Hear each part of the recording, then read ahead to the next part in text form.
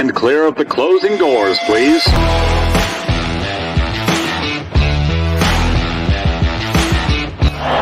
baby, let's go out there like a bunch of crazy dogs and have some fun.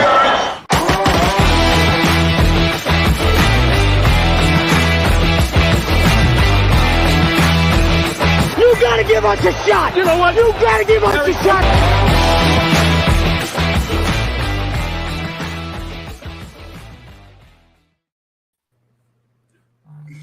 Was that Terry Collins?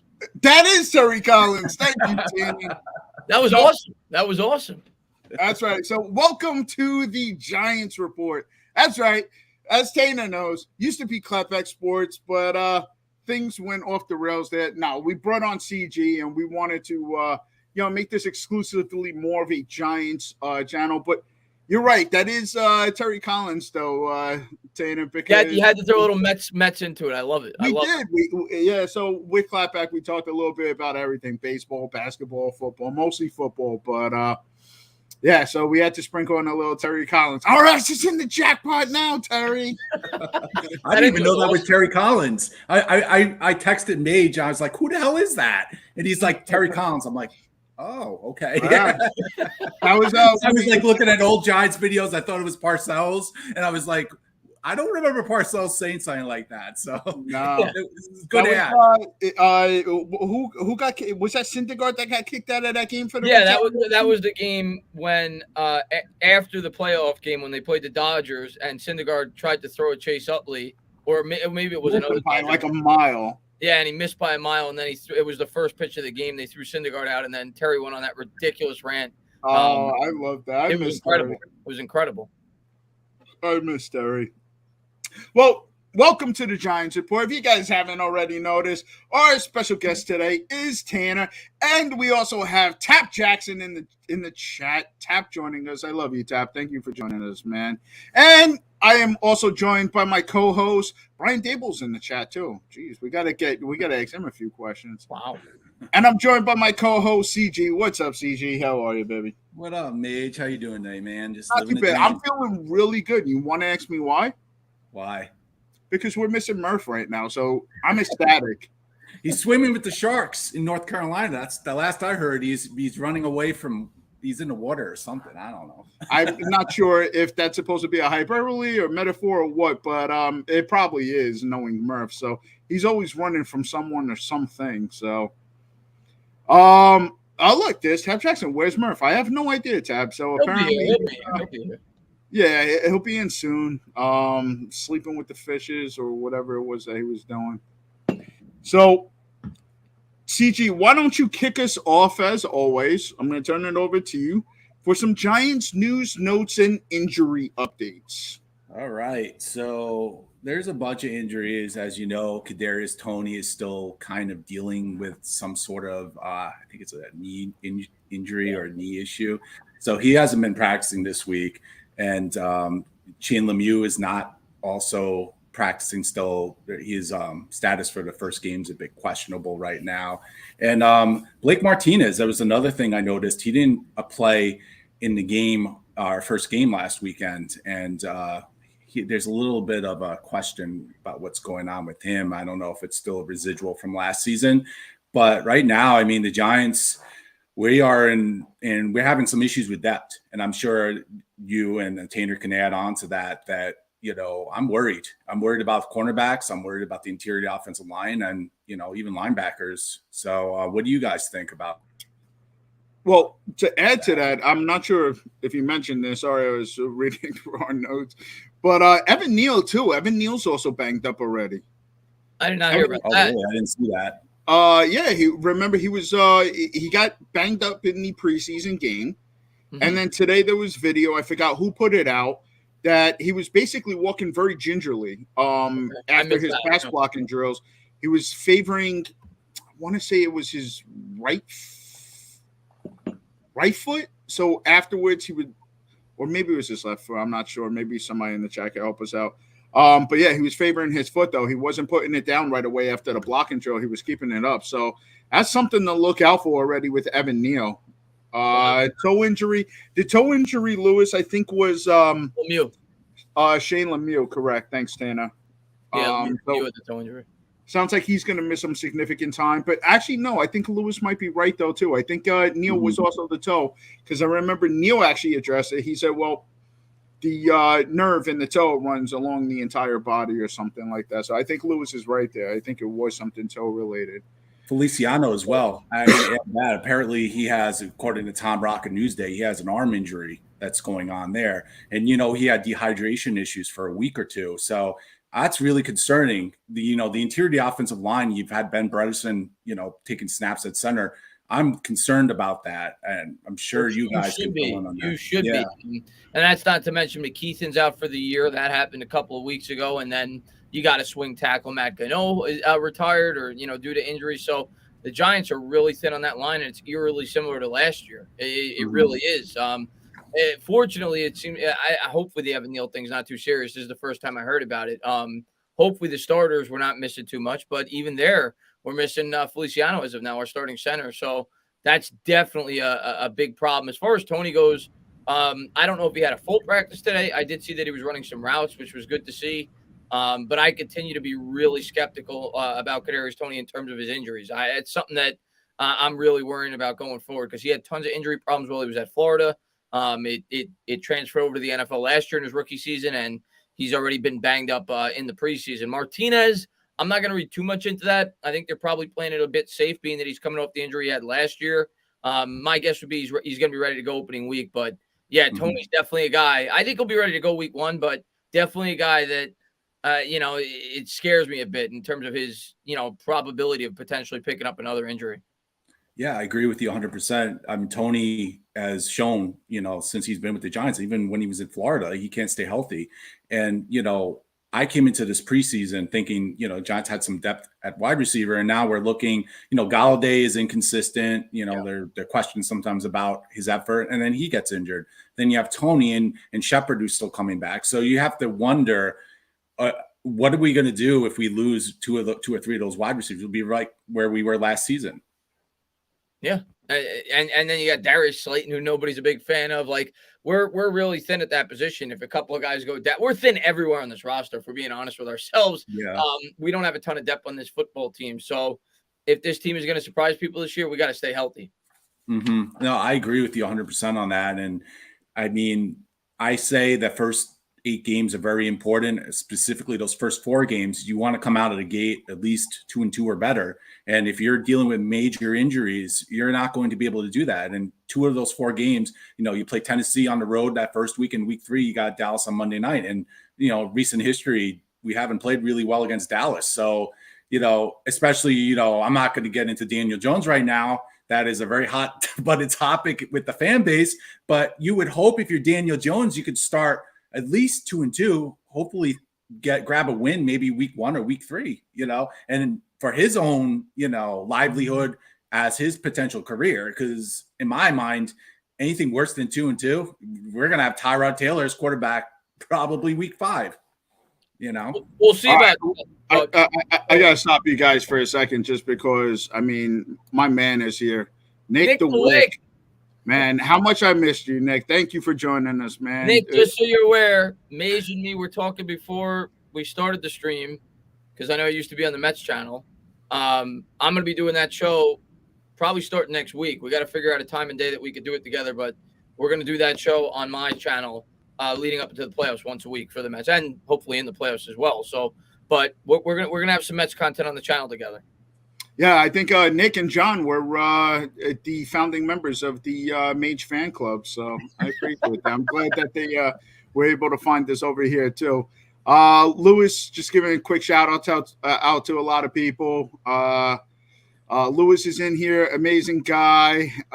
Tab Jackson, thanks Tab for bringing this up. Pedro's here. Thank you, Pedro, for joining us. I appreciate all you. Thank you for coming by and checking out the channel. Make sure that you subscribe, but Tanner, back to the offensive line. It sounds like what you really were saying is to bring back Billy Price. No, hell no.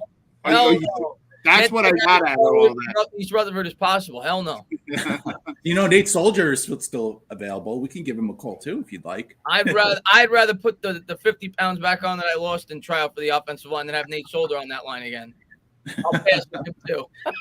Well, you know what? I did see it beforehand. I said that you look great. You look like you lost a bunch of weight, but you were at FanFest, and somebody else that looks like they lost a bunch of weight was Bobby too.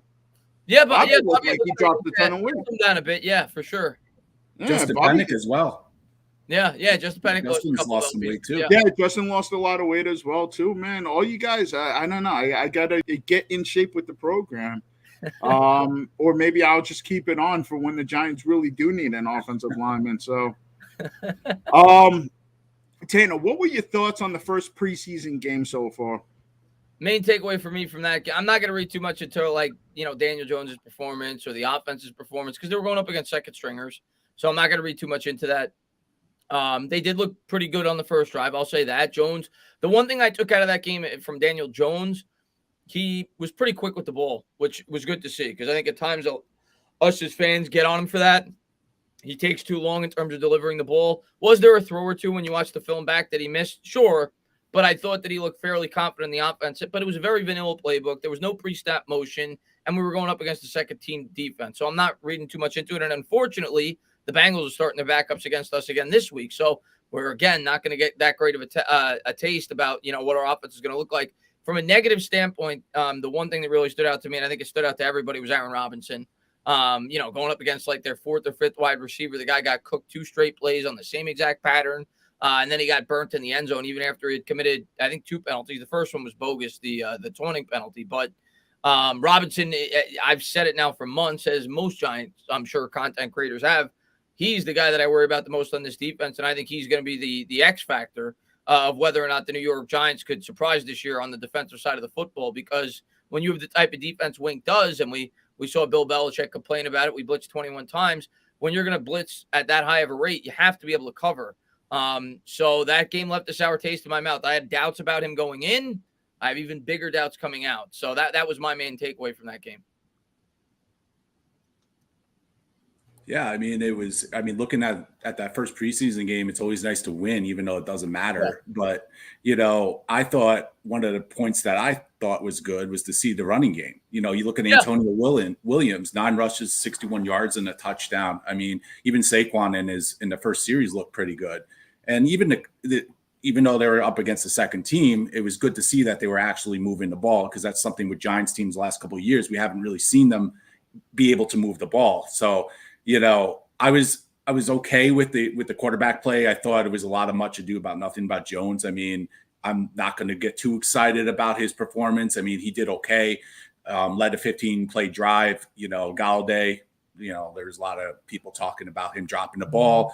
It could have been a first down. It could have been a touchdown. Regardless, you want to see that 6 for 10, 69 yards isn't bad. Second drive, as you said, was a little more concerning because the offensive line, left side offensive line, Thomas was out, Lemieux went out with the toe injury. So, the backups, and that's one of my concerns is, they need to add some quality depth. And at this point, I don't know if they could, you know what I'm saying? Yeah, for sure. Go ahead, Mage. I'm sorry. To fix the cornerback problem, they brought in Warren G's son. Regulate. So he's also the nephew of Dr. Dre? Something to that nature. So they claimed him off of Buffalo. Buffalo waived him. Griffin is the last name. I forget right now what they call him. I think it's OJ Griffin.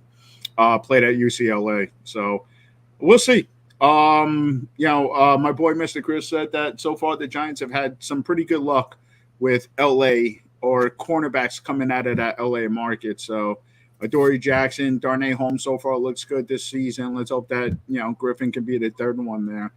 CG, you brought up Kenny Galladay, man. I'm not sure if we really have our $72 million wide receiver. Just in practice, too, the guy doesn't seem like he's running with any intensity. Doesn't seem like he cares much at all. I'm really concerned. And I will say this, and Murph has brought this up numerous times. I wish he was here to speak to the point. Murph said, "The hell with it. If you're going to get the most out of him that you can right now, put him in the damn slot then, where he'll be an advantage against other cornerbacks. Let him use his frame. Let him be that guy. It's a nice little safety blanket for DJ. You got that type of receiver down there in the check down, or just running close to the line of scrimmage. It's not a bad idea. I just don't know how many matchups he's going to win." I hate the point that people bring up separation, because he was never a guy that got a lot of separation yards anyway. No. He won by contested catches, but I thought DJ put that ball the only place that he really could, though, on that play in the end zone. It was either going to be Galladay was going to try to make a play for it, and no one was going to get it at all. I want to come back to at this point, though, too, about that Grim Silo brought up. He says, "I don't want to hear about Jones' progress. It's year 4, and they declined his option. He has to be consistently excellent to retain his job." I don't think anybody would disagree with that, Grim. The problem not I have is everybody calling for Tyrod Taylor to start. I mean, if you go back and if you look at that New England preseason game, Tyrod should have had 3 interceptions. There were at least three picks that were dropped. Let's tell the truth here, Mage. If Daniel Jones made the throw, the tip ball of Colin Johnson, which was obviously sailed on him, there was another throw down the left sideline that probably should have been a pick as well. If Daniel Jones made those throws, the fans would be going ballistic. But because it's Taylor and the backup quarterback is the most popular player on the football team, the fans will say, well, look at the stats. He was 14 for 7, whatever he was. But you're right. When you watch the actual throws, he made a number of boneheaded decisions. And also the check down on the Hail Mary before the half. I was like, what the hell was that? It's almost like he was trying not to throw an interception. But I'm still excited about Taylor. I think he's a really good backup. But to me, Daniel Jones is the starter. I'm gonna take Dable at his word, along with Shane, and I'm gonna give him this year as a fan. I mean, what other choice do we have? Like, for fans that are calling for Tyrod Taylor, what does that accomplish? Like, do you honestly in your heart believe that Tyrod Taylor is gonna go out there and lead this team to the promised land? So, Tanner, those fans don't even want it. They want a new quarterback. This is my theory on people that want to see Tyrod Taylor from the jump. Week 1 for the Giants. They want to be able to say, "See, I told you so." That's it, because they can't in there. If Taylor goes out there and plays pretty good, because they can't in their hearts think that that's best for the long term for the New York Giants. I'm not saying Daniel Jones is, but at least there's a slight possibility where with Taylor, we know what he is. He's a 32-year-old backup who's not going to be a long-term answer for anybody in the National Football League. Look, here's my thing. If fans that really want Daniel Jones gone, that are also touting to start Tyrod Taylor, want to draft a quarterback next year. If you think Tyrod Taylor is that much better than Daniel Jones, why do you want to give up the draft position? Yeah, that's Just true. stick with Johnson all year long if you really think he's an awful quarterback. My thing is that, and you hit the nail on the head here, is a 32-year-old journey quarterback. There's no upside with Tyrod Taylor. Mm-hmm. Now, granted, he's only here 2 years. I still think there's upside potential with Daniel Jones, although that cup of tea is starting to run out at this point, right? Well, we're not sure how much is really left in it. I don't know what the options are next year. There's a few quarterbacks that honestly don't throw me all that much. I'm not sure, but it's still a little premature yet to get into what the Giants are going to do next year. But you brought up the point, though, Dana, about Dable kind of came out today and said, well, Tyrod Taylor is going to get some reps with the ones, maybe. And all the Daniel Jones haters just gobbled it up. Like, oh, see, it's already after the week 1 of preseason. They don't want him. They know. Guys, I need one of you to talk these fans off a ledge. Well, here's my thing, and is that I think people have to understand where things are. Daniel Jones has a very difficult curve of difficulty right now. He needs to have basically a perfect season. In my mind, best case scenario for Daniel Jones is that he somehow wins 10, 11 games, makes the playoffs, makes it around, and then he has something to talk about. He's got to make the playoffs.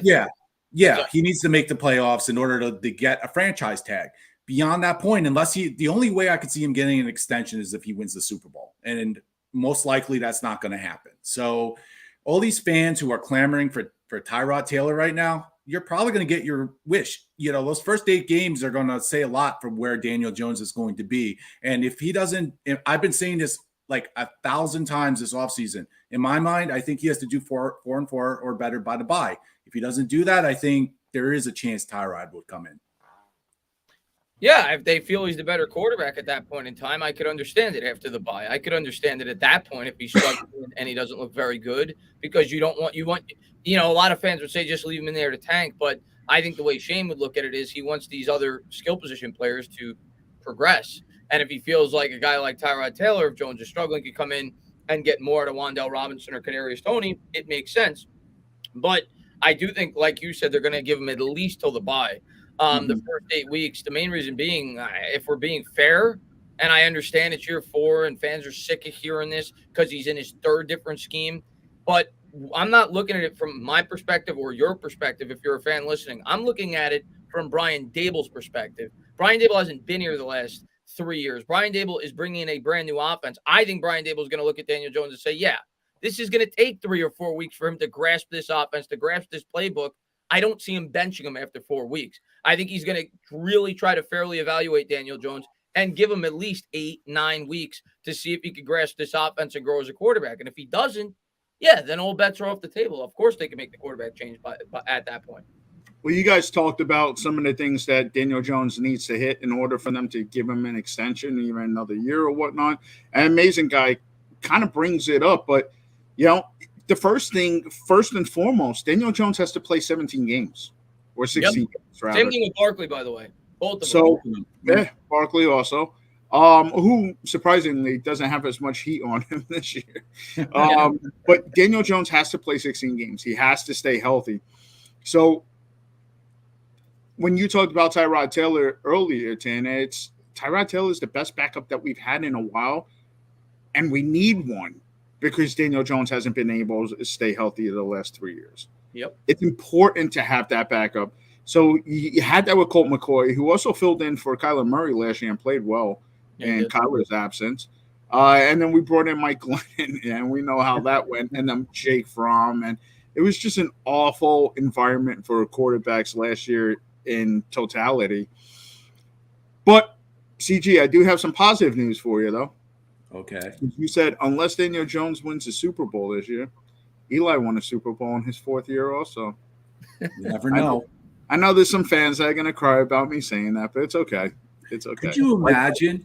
Could you guys imagine if this season, for some miraculous reason, or it becomes like the magical 2007 season, where every week people are like, oh, waiting for Daniel Jones to fail, and we get to the Super Bowl against the Bills, and somehow we win?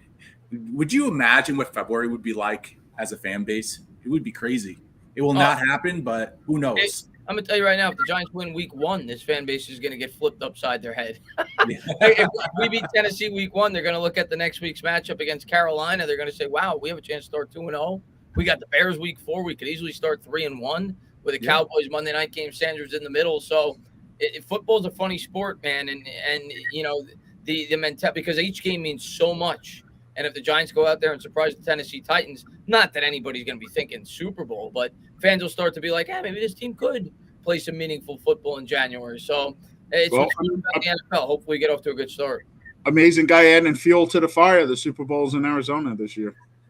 Where's Jordan? Let's see if Jordan Sparks is available. See if she can sing the national anthem. Tom Petty for the half. Well, he passed away, so we can't go with Tom Petty. But yeah, look, I want to bring up this too, and then we can address this. Lewis said that they could get Jimmy G for a pack of Skittles and a Snickers, and he's a better option than both of the Giants' current quarterbacks. I disagree with that. No. Look, I mean, his head coach didn't trust him enough to go and win a Super Bowl when they had a huge lead on KC. They allowed them back in the game. Shanahan played it conservatively. He didn't want Jimmy G throwing the ball. So, I don't know. I as far as right now, I don't believe that Jimmy G is a better option. You're also hearing that after Jimmy G signed his contract extension, he kind of ghosted the coaches. Yeah. I mean, I don't know. I just don't want the guy here. I don't think he's that much better. He's another aging guy, too. Another guy that can't stay healthy. I don't think there's a whole lot of upside there with Jimmy G. If you're betting on average, then sure, maybe Jimmy G's your guy. Plus, the Giants aren't going to trade for him. They're not going to take on that cap hit. They don't have the space. The only way it becomes even a remote possibility, and it's not going to happen, is if he's cut. But the thing with this is who Jimmy G is to me. And I, by the way, I don't hate Jimmy G. I think he's a solid quarterback. I think he has good, he's decent, but he doesn't have great upside. And he's a guy that when he is surrounded by great talent around him has proven he can win a lot of football games. I think he has top 5 winning percentage in the history of the NFL at the quarterback position. But this is why I always say that win should not be a quarterback stat. It should be a team stat. To me, he is Jared Goff. That's what he is. Jared Goff on the Rams looked like an MVP candidate because he had Sean McVay, unbelievable play caller. He had weapons all around him. How does he look on the Detroit Lions? And how do you think Jimmy Garoppolo would look on the New York Giants? Let's be real. So if you want to argue to be an upgrade, it's possible. I'm not going to say he could be an upgrade over Daniel Jones, but is it a big enough upgrade to – it doesn't make a lot of sense to me. He's a free agent next year. He's a guy in his 30s. I'd rather go with the younger guy with some potential to grow. And if he doesn't, you draft a quarterback. This isn't a team looking to compete for a Super Bowl this year. But if you ask me, you put me on a lie detector right now, yeah, I'd have Garoppolo slightly above the guys that we have. But I don't think he's a significant enough upgrade to make this team anything special this year. So I don't see the point in doing it. I'd rather work with what we've got and see if the younger quarterback can improve. It's similar to how I feel about the cornerback position on this team. Do I think there are veterans out there on the free agent market that could be a moderate upgrade over what we have? A guy like Aaron Robinson, a guy like Cordell Flott. Yeah. Day one, I think you could get a veteran like a Jimmy Smith. People have mentioned him. Do I think he could step in and be at least a moderate upgrade? Yes. But he's old. We know what he is. He's worn down. He's not going to get any better. He's only going to get worse. I'd rather go with the young talent and see if this coaching staff could build him up. So that's how I feel about the quarterback position, and it's why I don't think Jimmy Garoppolo is a good fit. Yeah, I'm not really sure that Jimmy G is even going to be a stopgap quarterback, as Lewis puts it. I think he's going to end up with the Browns. Pardon? I think he's going to end up with the Browns. Yeah, I mean, the Browns have been mentioned recently. I also saw, too, that I don't remember who it is at the time, but they listed the Rams as a destination for Jimmy G, just because Matthew Stafford's been hurt recently. I don't think they would trade in division, though. Probably not. Yeah, probably not. But if he's released, though, If he's released, may not have much of a choice. All right, so let's moving on. We talked a little bit about Kenny Golladay. Tina, I didn't really hear much from you on Kenny Galladay's struggles. So, where are you at with him? Are you done with him? You asking me? Yeah, you're Tina. Right? As far as Golladay goes, I'm going to take the same approach with Golladay that I am Daniel Jones and everybody else on this football team. Am I discouraged when I see some of the highlight clips that he doesn't look like he's competing in practice as hard as he should be? Yeah. Did I like that he dropped the pass in the first preseason game? Yeah. But I have to be consistent. And if I'm a guy that says I'm not going to overreact to practices for Daniel Jones, that means I'm not going to overreact to practices for Kenny Golladay either. I want to see more effort. Don't get me wrong. I don't like seeing what I'm seeing, but I'm going to give every player in this offense 4 or 5 weeks, and then I'm going to analyze and judge them to see how they've grown in this offense. Hopefully Golladay is not one of those players that got the bag and, gets lazy after the fact. I'm not saying that's impossible. It certainly is.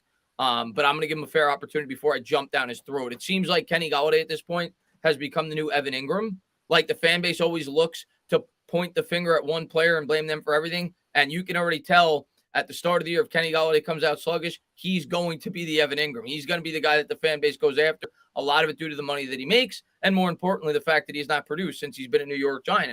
And we had really high expectations when he came in. But I got to be fair. If I'm going to, I got to practice what I preach. If I'm going to say, I ain't going to overreact to Daniel Jones having bad practices, I'm going to do the same thing with Kenny Golladay. CG? No, I mean, he has albatross as a contract, a 4-year, $72 million contract. I mean, even if you want to get rid of him this year or next year, it's going to be really tough. So in my mind, I'm a little concerned about his attitude more than anything else. I mean, today, they announced the Giants Ring of Honor inductees, and he didn't even know who any of the players are. And I think as a player, you should have a little bit of vested interest in the team you're playing for. You should have a little bit of understanding, who a Leonard Marshall is or who a Joe Morris is.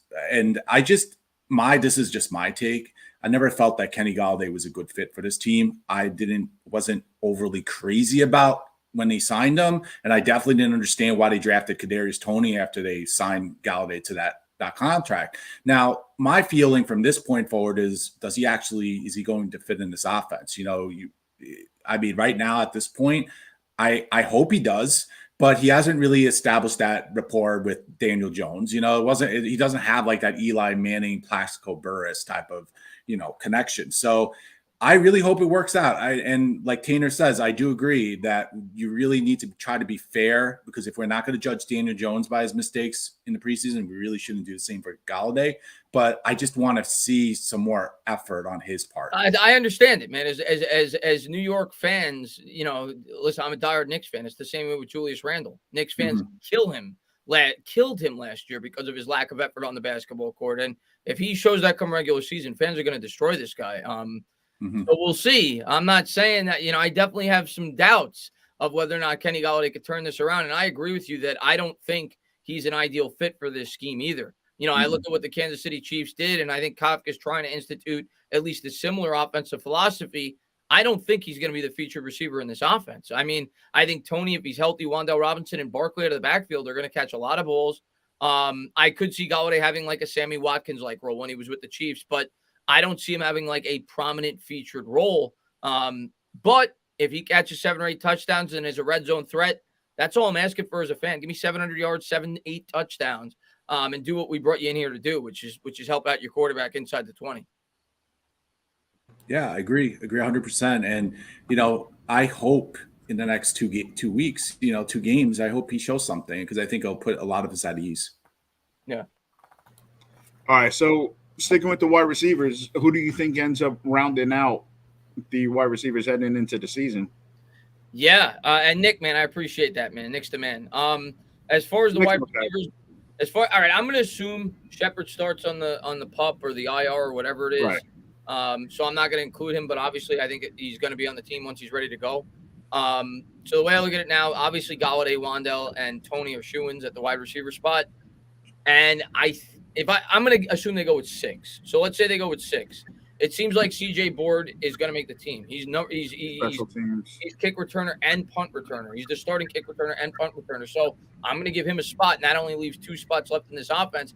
And then you got Darius Slayton, you got Richie James, and who am I forgetting? There's another. Colin Johnson, right?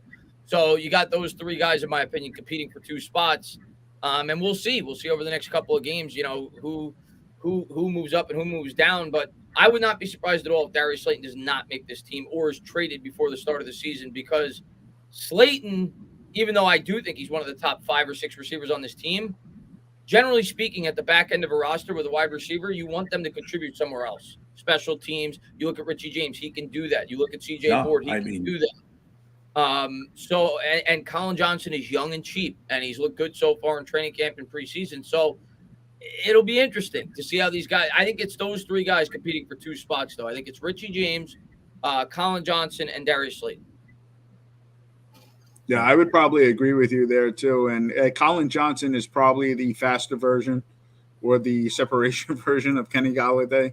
Kind of built the same way, same height. I think Colin Johnson's 6'5". So he can still go up there and make those contested catches as well. Colin Johnson is a larger wide receiver. But the reason why I asked so too is because you had brought up about the KC model. I mean, do the Giants go out next year and look to bring in like maybe a Mecole Hardman or somebody of that nature to maybe fit this? I think the true question mark here is we're saying that Daniel Jones has to play 16 games. 17. I'm sorry, but so does fucking Kadarius Toney. They all do.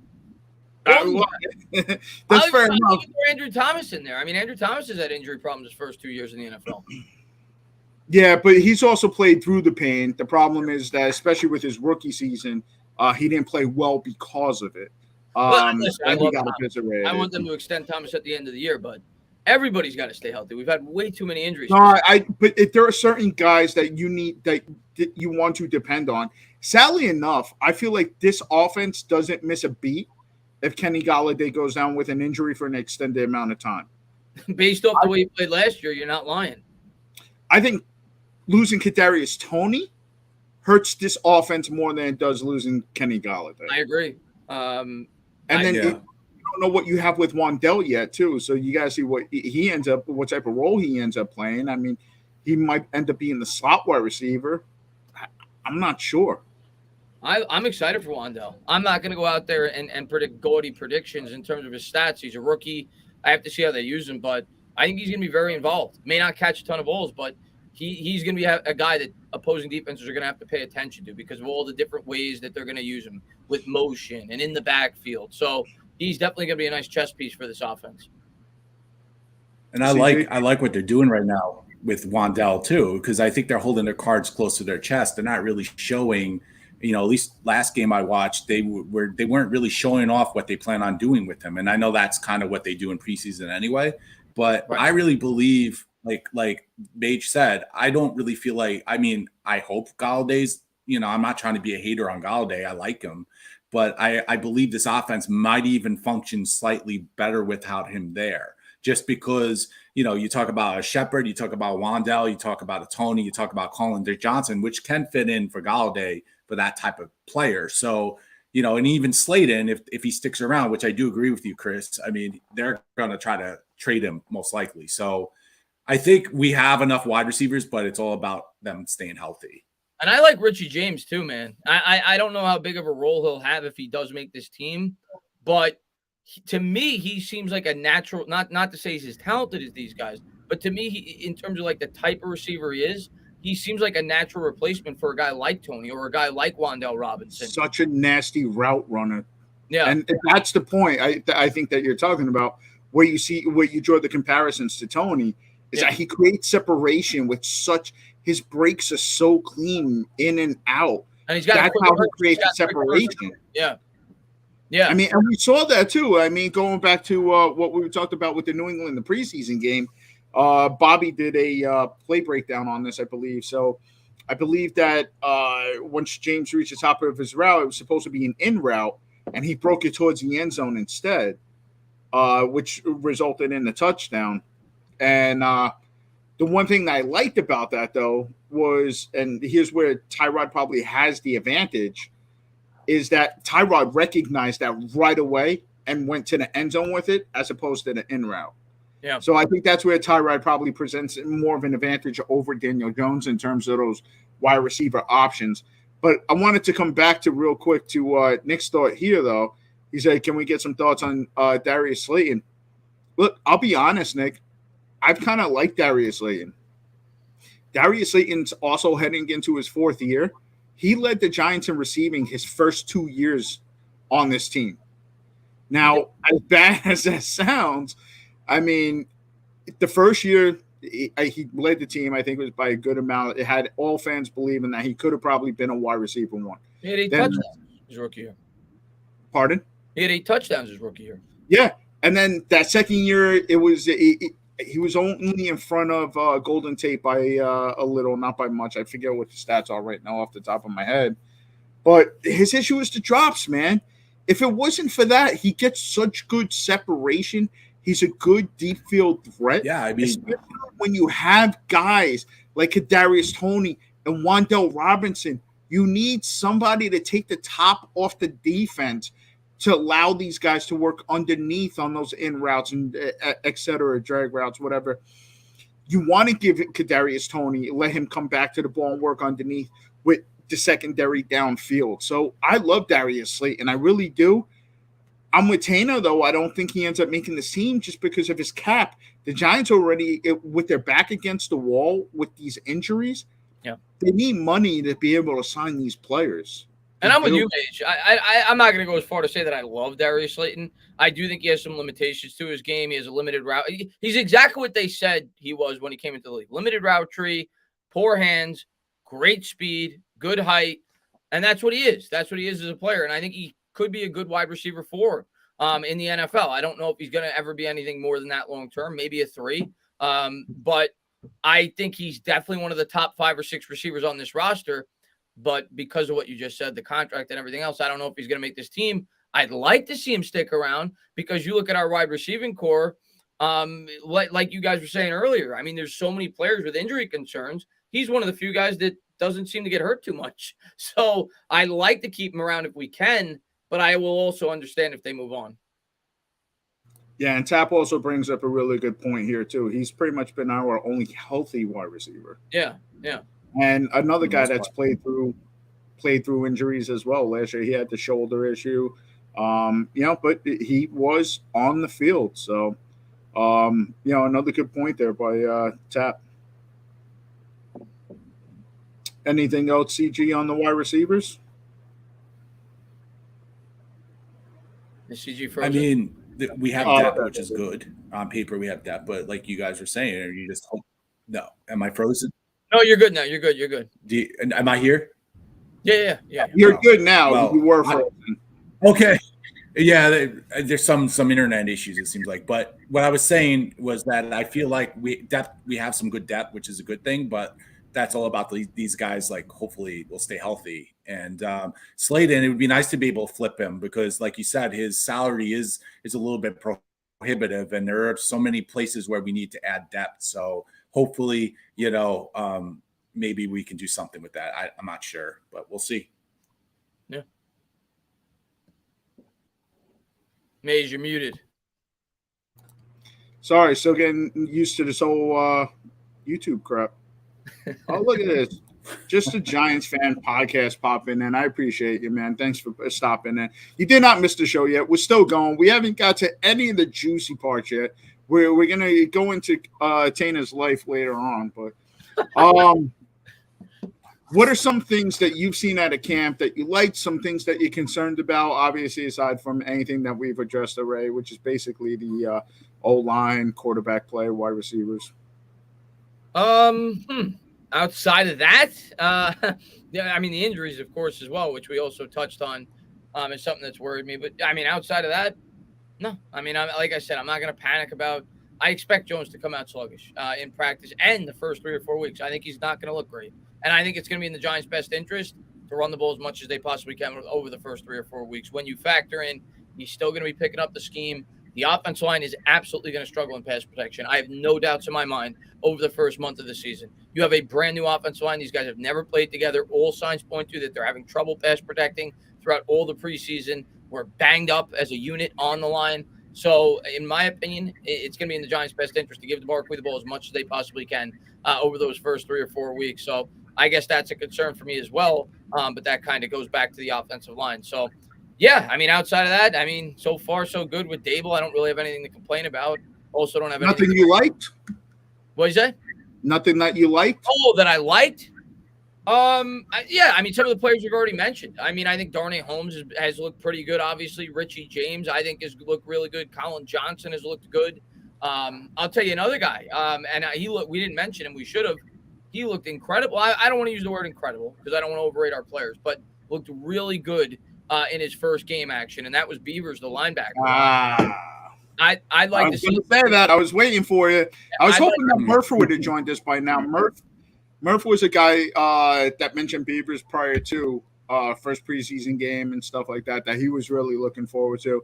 He liked his athleticism, his versatility. So go ahead, though. I'll let you finish your point. Yeah, and I went to a couple of practices, too, in training camp, and I remember there was one play where he really stood out to me because the book on him is he's more of like an old school downhill linebacker, not really known for coverage. This guy dropped back and went step for step with Alex Bachman. And that's kind of, 30, 40 yards down the field. And that's kind of where, he started to draw my attention a bit. And like you said about Murph, same thing. When we drafted him, when I looked up the highlights, I'm like, oh, maybe we got a steal here in the 6th round. This could be a guy that could develop into a starting linebacker. But based off what we saw in that first preseason game, looks like he has a really good nose for the ball. He was active. He's nasty. He's a hard hitter. I think he's got a real opportunity to start this season at the linebacker spot. I could see him overtaking Tate Crowder. I don't know if he will, but I definitely could see it. And if he doesn't, I think at some point this year he will get the opportunity to start at the linebacker spot. So he's definitely one of the bright spots so far in training camp. I will also say another guy that impressed me somewhat early on, and then he got hurt with the collarbone, was Belton.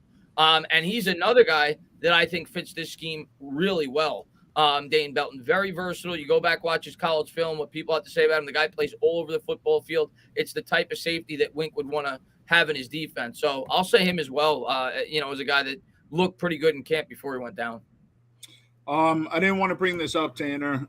This happened earlier, but Mets 2128 said that Taiwan Walker left after just 2 innings today with an injury. So, Jeez, man, we are getting crushed with injuries right now, man. let me bring this up real quick. Real quick. Fuck you, Top Jackson.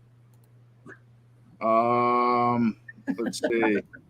Just a Giants fan says preseason week 1 overreaction. Colin Johnson will lead the Giants in receptions. Yeah, that's an overreaction. That's an overreaction. I know my boy Mr. Chris will love that. He loves him some Colin Johnson. So, CG, what about you? Anything that you're taking away out of camp so far? Anything that you like, concerns? I like the aggressiveness of the defense. That's one thing, I've seen from day one with Wink is that it seems like they're going to get after the quarterback. I know we talked a couple of podcast episodes ago about sacks. I'm hoping this team gets gets about 50, in the 50 sack range this season, something that we really haven't been doing the last couple of years because of the defense that we were running with Patrick Graham. So I like the aggressive defense that is being used, but I also think that we don't really know yet if that byproduct, that aggressive defense, how it's going to affect our offense when we actually get out against Tennessee in 3 weeks. Because I have a theory, and my theory is that this defense is probably going to help with the processing speed, which we've seen, to a certain extent. The team seems to be a little more crisp in processing, their plays, and that's something I'm hoping as we go forward into the season that having to play against this aggressive blitzing defense all preseason, once you get to the regular season, they're going to be able to execute.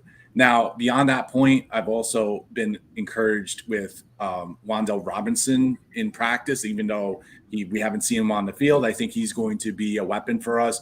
I'd like to see Thibodeau a little bit this weekend against the Bengals. I'd like to see him make a little bit of an impact. And I just think, concerns, we've talked about it already about injuries. I really hope that we can make it through the season because this team is very, very thin at a lot of positions. Yeah, for sure. So Amazing Guy asks, will the Giants sign a veteran offensive lineman or a cornerback? They have no choice. In my opinion, they have no choice on the offensive line. I think they have to. So yes, I expect them to bring in. I don't expect the guy to be anything special, and hopefully he doesn't have to start. But yeah, I think they'll bring in somebody. And more than likely, they'll bring in another cornerback as well as teams start to cut down to, to 53. I would think they'll bring in a veteran. But like I said earlier, I expect them to start the young guys at the cornerback spot. I don't think they're going to be starting whoever they bring in at that position. But, yeah, for depth purposes and maybe a mentor, I could see them signing a veteran cornerback as well. Yeah, I saw that Devery Hamilton, they were already he's got the leg up on the swing tackle position. Oh, really? Yeah, so – I guess they're liking what they see out of him at camp so far. What do you think of Ross Cockrell? He was let go of the Buccaneers today. Do you think we should give him another shot, or do you think he'd want to come to the Giants? Because I know last time we tried to get him back, he turned us down for something happened. I think he was going to sign. I think that was more Gettleman related than anything else. Yeah, it was like a physical or something like that. Something happened. I don't remember what it was, but he was going to come here. But yeah, I'd be open to it. Why not? We need help there. Yeah, absolutely. I mean, the Giants, as we mentioned earlier, has brought in Griffin already, who was waived by Buffalo Bills. So they already brought in some cornerback depth. I think the biggest issue here, and I put out a tweet earlier, my concerns with the Giants so far after one preseason game is, what was it? Who our cornerback 2 is going to be. You alluded to how bad Aaron Robertson played in that first preseason game. Or offensive line depth, players staying healthy, and the 4, Daniel Jones. So, new regime, same old Giants, it feels like. Nothing's changed. Concerns that we had last year are still the same concerns that we have this year heading into the season. Yeah, and if I'm being completely fair, I expected it. I mean, they're rebuilding. They got rid of, James Bradbury, for example. That hurt this year's team, losing James Bradbury, and starting Aaron Robinson in his place. So I expect this year to be a struggle. I don't expect them to win more than 7 games this year. I hope I'm wrong, but I think it's year 1 of a rebuild, and I think as fans we have to realize that and not go crazy if this team gets off to a rocky start. To me, this year is about progress. It's about building something and having confidence as a fan base by year's end that this GM and head coach know what they're doing. If and hopefully they steer this team in the right direction over the second half of the season. We start to build, and you see some progress over the course of the last 7 or 8 games. But I'm not going into this year with super high expectations. To me, this is a 3-year process. More than likely, if I'm being completely honest, and I want Daniel Jones to be the guy. But, I mean, let's be honest. The Giants are betting against Daniel Jones. They didn't sign him on the 5th-year option. If they really believed in the kid, and maybe some of it has to do with the fact that the guy's had injury problems in the past, they would have signed him on that 5th-year option. Hopefully Daniel Jones proves himself, and he's incredible this year. But if he does not, and the Giants do not want to push forward with him, how could you go into next year expecting to win a ton of games with a rookie quarterback? So I think this is a multi-year process. But as fans, I think the excitement comes from seeing if they're starting to build this thing the right way for sustained success once we get there. What are your thoughts on Josh Ezeudu? Nick DeWick wants to know. I mean, from what I've seen, he struggled a bit. In the preseason games, he struggled a bit for sure. I'm leaning that I probably don't want him to start the season. But from what I saw on tape, he looks like a guy that definitely has some potential. And he can play multiple positions. I think he's best suited, obviously, at the guard, but he could also play tackle. So I like him as a prospect, but I don't like him in the starting lineup day one for the Giants this year. What's going on, Murph? You're upside down. What's up, dudes? Am I in? Yeah, but you're upside down. You're upside down, you moron. There you go. Up. Now you're. I'm on my phone. Now you're good. What's up, Tana? What's going on, man?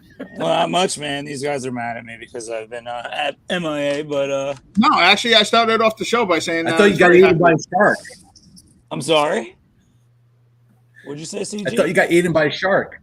Oh, no. I haven't caught any either, unfortunately. But nah, Major's mad at me, I'm sure. Or he's very happy that I haven't been on the stream. It's probably been very smooth without me. I'm sure that's what he's gonna say.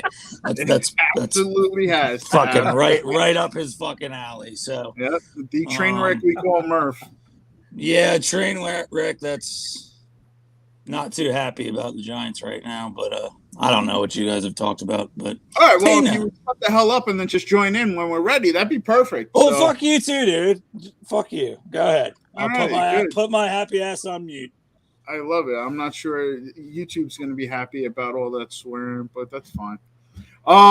Josh Ezeudu, though. So here's the thing, Tana. I think that he could eventually end up being our starting left guard. Yeah. Which is what I'm looking for. And ideally, what I would probably want is Shane Lemieux at center. When you say eventually, do you mean day one or do you mean over the course of the season? I think Ezeudu is a really good road grader when it comes to the run game. Okay. And I think that's what we're going to have to rely on so far this season. I think we're going to have to rely on that run game. You guys have mentioned Antoine Williams earlier, who averaged over 6 yards a carry. I think it was 6.1 in the New England game. Granted, that was against second and third team. But I really do think our probably best offensive line would be Thomas, Ezeudu, Lemieux, Glowinski, and then Neal. Hey, he doesn't have a whole lot of competition. So if they start him, I'm going to roll with it and see how the rookie does. I don't think Shane Lemieux is a great left guard. I just don't. I don't think Shane Lemieux is a great anything. I think he's just better than maybe some of our options, but I don't think he's a great anything. I think he's better than John Feliciano at center. Probably, yeah. Probably. So, I mean, if you're not getting that much of an upgrade by starting Shane Lemieux at left guard, what other options do you really have? McKeithen's done for the year. Max Garcia? Yeah. Who else do we even have over here at right guard? Ben Bredesen, unless he starts at left guard, which he played last year. I don't think he played all that well either. Yeah, well, it's a disaster on the interior part of the line, which CG was saying earlier. It's a disaster, our interior line. Nothing's changed besides Evan Neal, man. Yeah. Still a disaster in the middle. And he's but still hopefully, learning. A guy like that's going to be. Well, I'm sorry. Go ahead. CG, I think your audio is delayed. I've been having issues with my connection. I'm not sure if you would help by maybe having headphones or just I don't know, maybe pausing a few minutes. So it seems like you're hearing us after the fact. So, Tan, I'm sorry. Finish your thought. What was it? I was just talking about. Oh, yeah, no, I like a guy like Azudu may turn into a good starting guard, but I'm not going to go into the year thinking that. I think we got a lot of weaknesses, and even Neal, I think to start the year is a weakness. I don't think he's going to be incredible to start the year. I think he will be a strength probably by the second half of the season this year, but I think we got weaknesses all over this line. I think we will struggle, which is why I said they have got to be a run heavy team the first 4 weeks this year. They can't come out and throw the ball 40 times because Daniel Jones will get killed. Absolutely. The Bears, have the Bears made Tevin Jenkins available? Yeah, there's been rumors that they have, yeah. So, I mean, what do you think it would take to maybe get Tevin Jenkins, who has some versatility between playing offensive tackle and guard? Probably not a ton. I mean, if they're looking to get rid of him, obviously they feel like he's a bust at this point, and he has to make a decent amount of money, right? Because I think he was a first-round pick, right? I'm not sure where he was drafted. I could look it up, but I know that he was somebody that when I was doing mock drafts, I was targeting him later in the first round for a lot of teams that would need an offensive tackle help. He was either a late first or an early second. I know that. So he probably makes a decent amount of money, but I mean, maybe a 4th-round pick or something, 5th-round pick, something like that to bring in a guy like that. I don't know, but I would guess that'd be the going rate. I'd do that in a heartbeat. I'm not even giving that, man. The Bears airline is awful. They've been bitching about the fans have been bitching about that up there. I was actually reading some Bear stuff earlier today. Dude, Justin Fields is running for his life. I mean, what's that say about Jenkins? Justin Fields has no chance. He's done. He's done. The Bears are a disaster. Their whole offense is a disaster. I don't think Jenkins has started though until today, though. I think they were holding him out. What do you started in camp or? Yeah, I think today was the first time. I think they put him at guard. Gotcha. Well, then that would explain some things, but he was drafted last year, so he was the 39th pick, Tanner. Early second round. It's kind of like where Will Hernandez was drafted. Yeah, so I would definitely give up a 5th-round pick for him. I would. 6'6", 320. Yeah, I would do it for a 4th, maybe even a 4th, but for a 5th for sure, I would do it. If you could take on the salary, because we all know we're strapped for cash, but if you could take on the salary, I would do it. We need help. Pick though, I don't think it'll be that much. Maybe $1.5 million, something like that. It wouldn't be. Yeah, you're right. It wouldn't be a ton.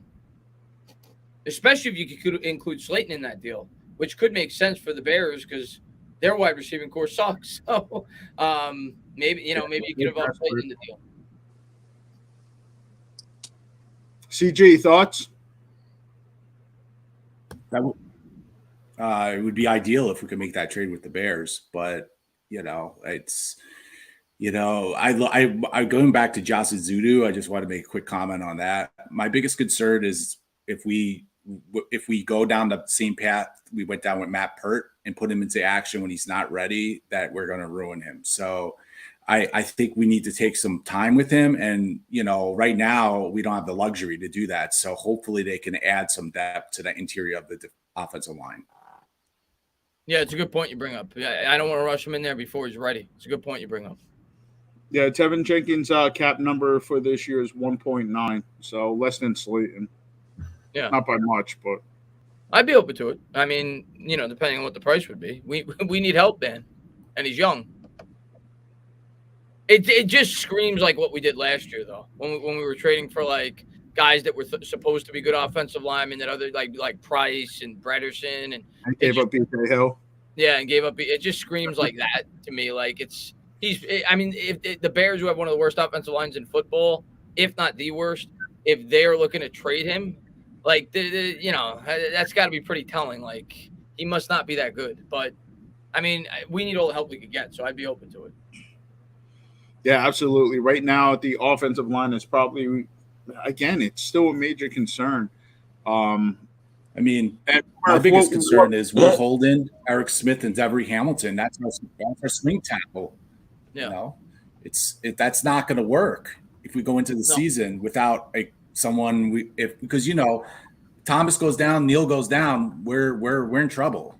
we're screwed. We're done. The season's over. If either one of those guys goes down, we're done. The season's over. Murph, what we're talking about right now is just really anything that you may have seen that you liked from camp or disliked, just really any type of thoughts or anything with that. So we were on the offensive line right now, but I mean, obviously, like my three concerns are obviously still three concerns: the secondary, the receivers, and the O line. But what we've liked from camp, honestly, man, I've just kind of concerns. Either one. Well, concerns. I mean, it's still CB2, interior line, and then wide receiver. I mean, the durability thing was always the concern. Honestly, guys, like the same three things have always been the concerns, and it's still a concern going into week 2 of preseason. We're gonna struggle in those three areas, in my opinion.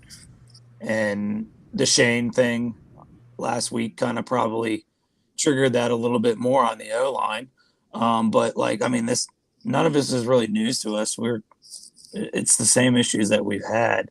I will say what I've liked in camp is my boy Beavers getting first team reps at middle linebacker with Blake being sidelined. I'm looking forward to that. But so Tanner did touch on Beavers, and I said that I wish that you were here for that because that's one guy that you said that you were looking at prior to the preseason, one guy that you were excited to see. You spoke about his athleticism, his versatility. Yeah, he's just kind of a do-it-all guy, right? That's more of a linebacker that we wished Jabril Peppers or Landon Collins probably would have been. But he actually is a linebacker this time, He can come off the edge. He has got a little sideline-to-sideline speed, and he's different than the rest of our linebacking core that I think that we've talked about in the past. With McFadden and Blake and Tay all being kind of downhill guys. But that's obviously a huge thing for me. I'm excited about, but I'm worried about the team, bro. There's going to be growing pains. We knew this shit. And it's not news. It just sucks that it's coming this quick. But at least we'll be in the know. Yeah, we'll be in the know and we'll be prepared. But it's going to be rough. And, you guys know I like to troll around with Gettleman and shit. But, yeah, there's a lot of work to be done on this roster still, unfortunately. And that's just how it's going to be. And some guys are going to be fall guys. Anything we do over 6 wins this year is extra for me. I've said that all along. But I just need them to be competitive, man. But, all the signs there of them being underachieving on offense are already showing their fat heads. It's unfortunate. Yeah, we talked about that earlier. New year, new Giant season, same concerns that we had last year, though. So it just seems like we can't escape it. I know first year of a new regime, they're trying to put their blueprint on this, but I mean, it's still guys that we drafted. It's still new players on this team that are injured. It just seems like we can't escape the injury bug that has plagued this team for years, man. No matter what we do, we just can't find players that can stay healthy. I know a lot of people want to blame the field at MetLife, but there were injuries outside of MetLife that happened too. And the Jets play in the same field. They don't have the same injuries that we have. Yeah, Barkley was in Chicago on natural grass, man. Yep. In Dallas too. Yeah, I definitely think that there is some truth to that for sure. But it's also, overblown a little bit. It's not the only reason. Let's put it that way. But I guess what Major's trying to get at is we continue to try to address the same issues and it's like a cycle. But dude, I don't think I'm as worried about wide receiver as everybody else right now. It's more the O line for me. But the wide receiver, I think thing that we need to just relax on. I mean, what do we know about Tony? What do we actually know about Tony? What do we actually know about Shane? I mean, they've been pretty quiet. Know about Tony. We know Tony had one great game. That's it. He has not. Well, I'm just talking about from his injury right now. Oh, I get it. I'm not in panic mode yet with those guys, but It's concerning for sure, but I'm more concerned with that O-line, man. I mean, we'll figure the wide receiver position out. We always do. But Look, I'll be honest. I mean, in terms of that field, I've actually played on the field at MetLife, and the problem is there's no in between with the cleats. So if you go too short, there's no traction, especially if you're playing in inclement weather. It's like a slip and slide. Forget it. You're all over the place. And then if you're too long, you're getting caught in the turf, and that's where the injuries are coming. So it's a crappy field to play on, but I don't think it's the major reason because, like, for all the reasons that you guys brought up, the ACL injury happened in Chicago, and Lorenzo Carter's Achilles injuries happened in Dallas. I don't think the injuries are the concern. I think, and I highlighted here, amazing guys at Giants should have replaced their medical and the training staff. I think that has a lot to do with it too. But I think there's only so many changes that this regime can make in one offseason with how quickly it was put together. So Joe Shane is a guy that loves analytics. He loves data. I'm sure that this is something that they're going to look into heading into next season in terms of figuring out all these injuries, what they can do, whether it's more stretching, plyometrics, whatever it might be, so that they can reduce the impact of injuries on this team because they have to be able to stay healthy. I mean, we're talking about this offensive line. We're talking about Daniel Jones. We're talking about Kadarius Toney. Health is the major thing that's been plaguing this Giants team, and it's the one thing that continues to repeat itself. Did want to bring this up here too. Just a Giants fan podcast today. He would blow a greasy hobo behind ShopRite if it got this offense scoring at least 21 points per game. So same, bro. Just a Giants fan. Look, I think that you should try it just to see. Report back next week. Tana says no with the whole monkeypox issue. And by the way, Tana, Pat Leonard gave you monkeypox. You know that, right? What do you mean? Pat Leonard put out a report that you had monkeypox prior to FanFest and that you possibly were a super spreader at the event. That's a joke, obviously, but it's not. I mean, he actually put it out on his Twitter, but that's fine. We'll get to that in a second. Wait.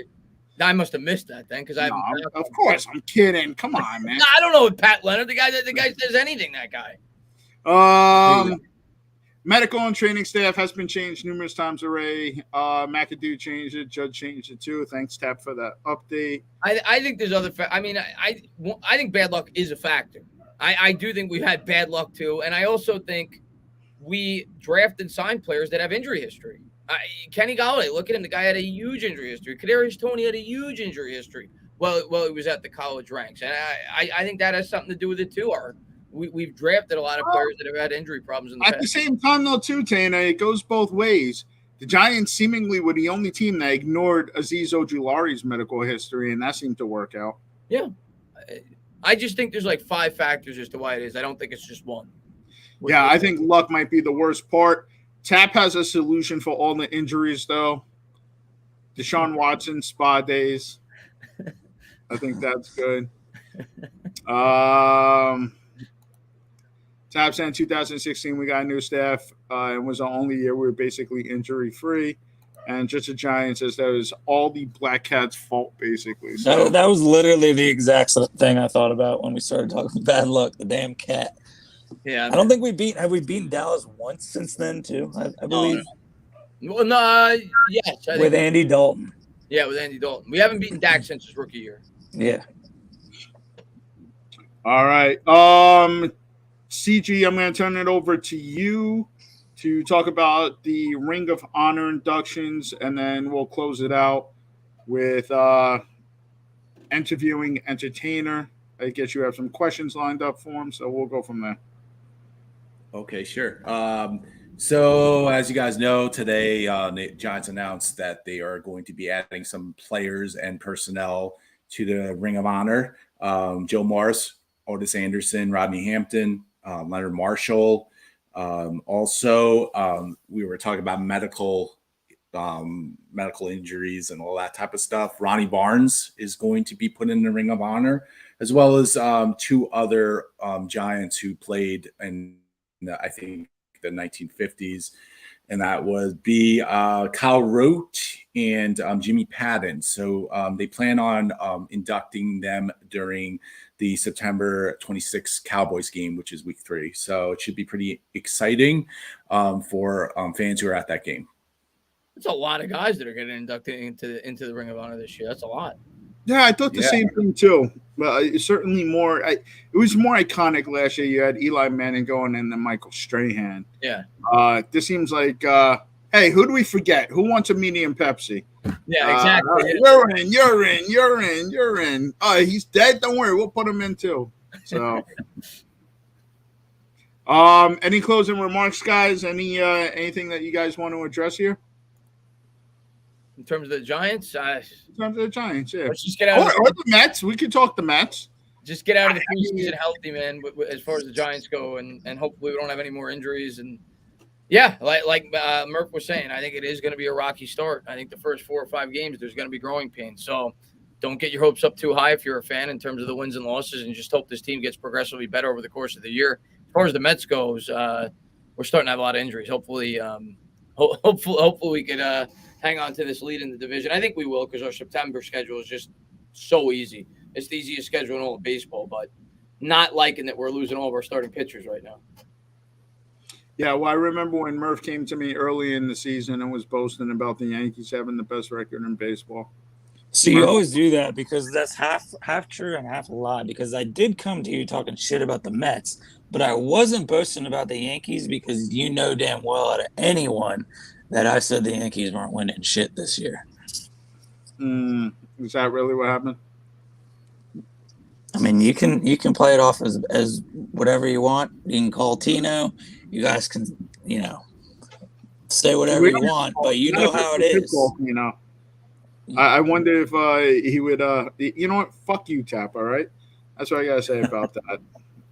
The Mets will do Mets things, don't worry, but the Yankees aren't winning it, so you guys can rejoice. Yeah, I think this might be the Mets year, actually, and this is coming from a Yankee fan. So I just love how all you guys love Diaz now. After all I heard about I can't do this shit. All I heard for 2 years was how Mets fans hated Ed Luz.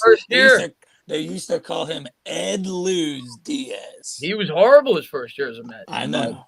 But this year he's been incredible. But the next 2 games are huge now because we're gonna lose tonight, it looks like. And now you got Max and Jake. We gotta win at least one. Can't get swept all 4 games against the Braves. So I don't ever want to hear Diaz compared to Mo ever. I don't ever want to hear that entrance compared to Mo ever again. I ain't gonna say it then.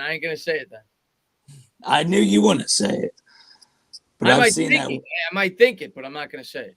I'll give him this. It's a cool entrance, but I don't ever want to hear that compared to Mo. I love that. I love that entrance. Mo will always be number 1 in my book, but that I heard it the other day, and they actually kind of put it to Mike Francesa. There it is.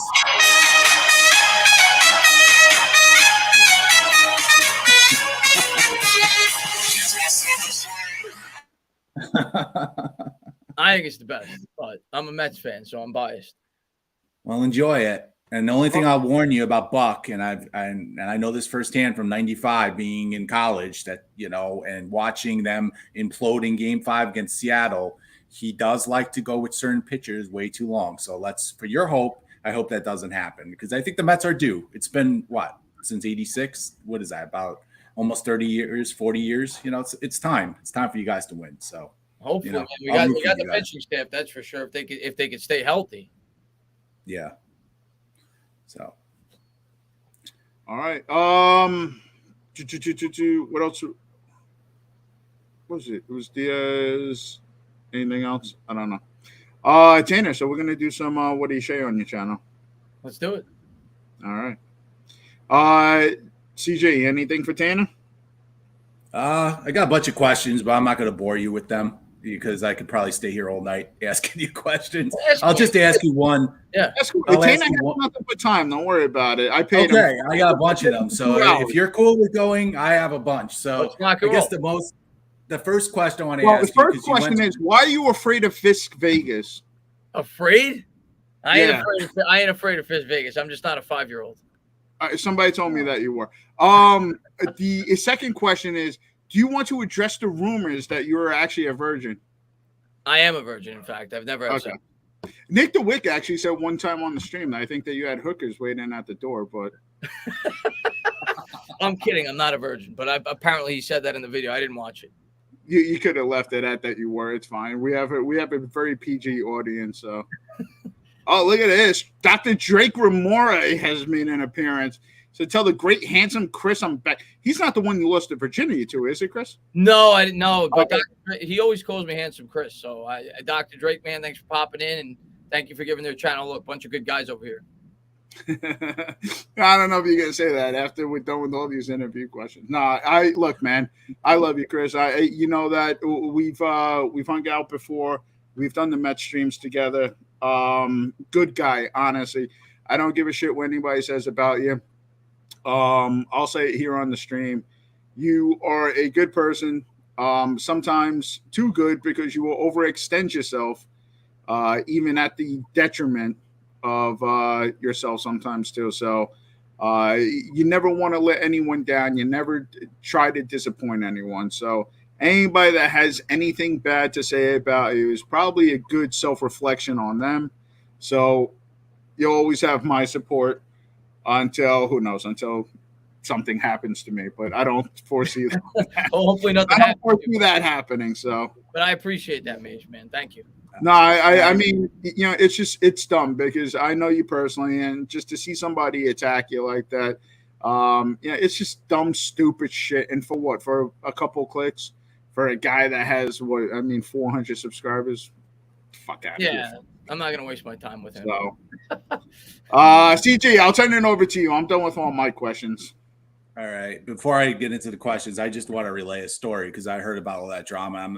It breaks my heart because, as we were talking before the stream, I follow Chris for a very long time on YouTube. And I think it was like 2 years ago, I just randomly reached out to him. I messaged him. I said, hey, I like what you do. How do I get into it? And he kind of gave me some good advice. And look at me now, like 2 years later, I'm kind of doing what Chris is doing. So I just think we're all, we should look at it as we're all a family. We have our different podcasts and we all do different things. But, we all love the Giants. We all love, following the team. So I just want to say personally, Chris, thank you for the inspiration because, I enjoy this. It's fun. And regardless of where I go from here or where we go as the Giants Report, thank you. So I will now ask you a ton of questions. Look, first of all, I'm not sure if I would be thinking them 2 years later and you end up with me and Murph. I'm not sure how much of an accomplishment that is, CJ.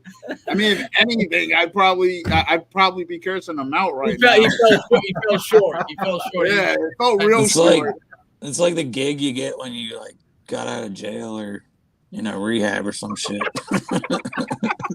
I'm stuck in Wisconsin, for God's sake. I'm surrounded by Packer fans now. Same thing. Same thing. No, but Chicago Giants fan was always has always been a great supporter of my channel. I'm glad that you guys are working with him. Thank you.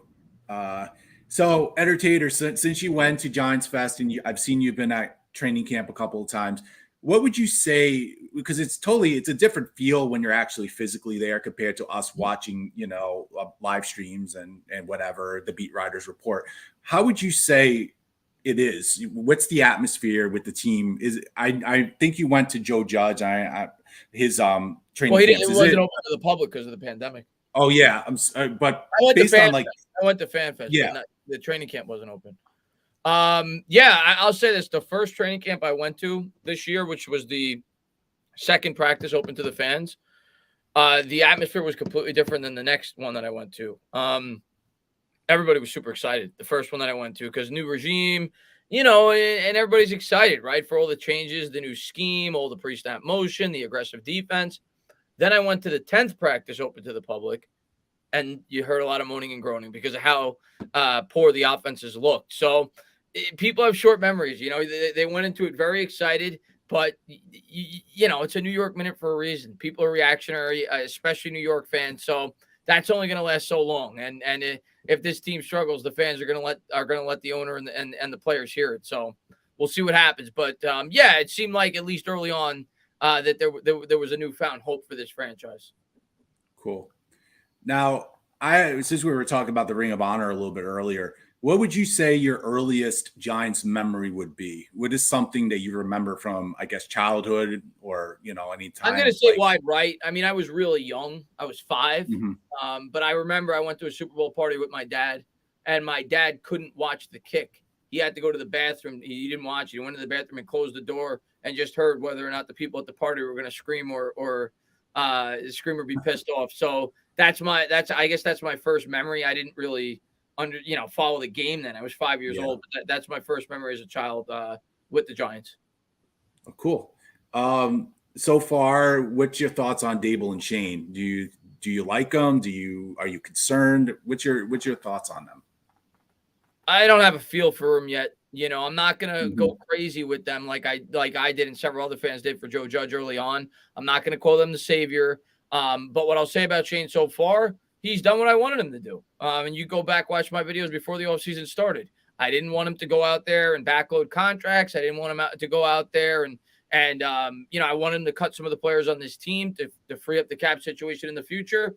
And I loved what he did in the first round. But if I'm being fair, any one of us could have made those 2 picks. I mean, those are arguably the 2 best players in the draft. So we'll see. I'm going to analyze his drafts as it goes along. But what I like about Shane so far, as opposed to Gettleman year 1, and we could blame this on Mara if you want, but it looks as if there's a clear plan year 1. With Gettleman in 18, it felt like they were trying to do 2 things at once, win and rebuild at the same time. I think Shane is coming in with a clear objective. He's clearing out a lot of the old veterans from the start, and he's going to try to build this team the right way. And obviously the other thing that I really like is he's an outsider. He's not a guy with any attachments to Mara. I think that's been a big problem with Mara in the past. They brought in a guy. I think Mara has finally, hopefully, learned from his mistakes, because it seems like they've cleaned up the inner workings of this team. They've gotten rid of a lot of the scouting department. And obviously the GM is a guy with no attachments to him. So that's definitely been encouraging. Chris Mara was also demoted. Yeah, that as well. Yep. So you got to believe that Joe Shane has carte blanche right now. For sure. No, he definitely does. Yeah, I'm excited about that too. So I do like some of the things that he's installed. Sorry, CJ, I know these questions aren't for me, but I'll answer some. No, it's a good answer, man. But I mean, they were operating. I mean, I forgot what Joe Shane said, like with magnets and like a board. Like there was nothing digital in their draft room at all. So I don't know. Like they would keep on these draft notes, like in a binders. Remember the binders? Yeah, they were keeping them in a trapper keeper. It's like, what the fuck? So, I mean, you hit a lot of nails on the head, though. But I do like where you're going. It's a fresh take on this regime. Somebody with no ties to the organization. Although, I mean, I don't know if that's necessarily true, though, because of the Bill Parcells connection. But yeah, slight ties. Yes, he's got a tie. He's like a second cousin, basically. Yeah. So, but I do agree, though. I like what you had to say. But, I mean, I think the demotion of Chris Mara really says a lot about how they feel about Joe Shane. Yeah, for sure. What's your thoughts on NFC East? Do you think the Eagles are for real? What do you think about the Cowboys? And what the hell with the Commanders, Washington football team? Do you actually think they're going to be competitive, or are they just going to be another 6 wins again this year? What I'll say about this division is nobody out of this division is going to win a playoff game this year. Unless they match up very favorable. Like if the Eagles get a favorable matchup, maybe the Vikings surprise and win the NFC North. Maybe they could pick them off, but I don't see them beating the Bucs. I don't see them beating the Rams. I don't see anybody in this division beating those 2 teams. I'm very high in the 49ers. Not everybody is. They're actually my Super Bowl pick out of the NFC this year. I got the Niners and the Bills. So I don't see anybody in this division beating those teams. So I don't see any of these teams being Super Bowl contenders. I think the Eagles will win 10 or 11 games, though, for the simple reason their schedule is so easy. It's just as easy as ours. I do think the Eagles overachieved last year, mainly due to the fact they got a lot of luck. We talk about all the injury problems we had last year. They had none. They didn't get hurt at all. And they played probably the easiest schedule in the NFL, but they did make some good acquisitions this offseason. A.J. Brown should help the offense. And, I'm going to give them their credit. I think they'll win 10, maybe 11 games. I'm picking the Eagles to win this division. I think the Cowboys definitely took a step back. obviously, by losing Amari Cooper. Their offensive line is not nearly as good as it once was. Michael Gallup looks like he's going to miss probably at least a quarter of the season. And I don't think their defense is going to be able to duplicate what they did last year. They led the league in turnovers last year. I don't think they're doing that again. That's usually something that doesn't transfer over year to year. So I Anthony Barr just came off the pup too. Yeah, so I'm still going to give them some respect. Like, Dallas is definitely a playoff threat.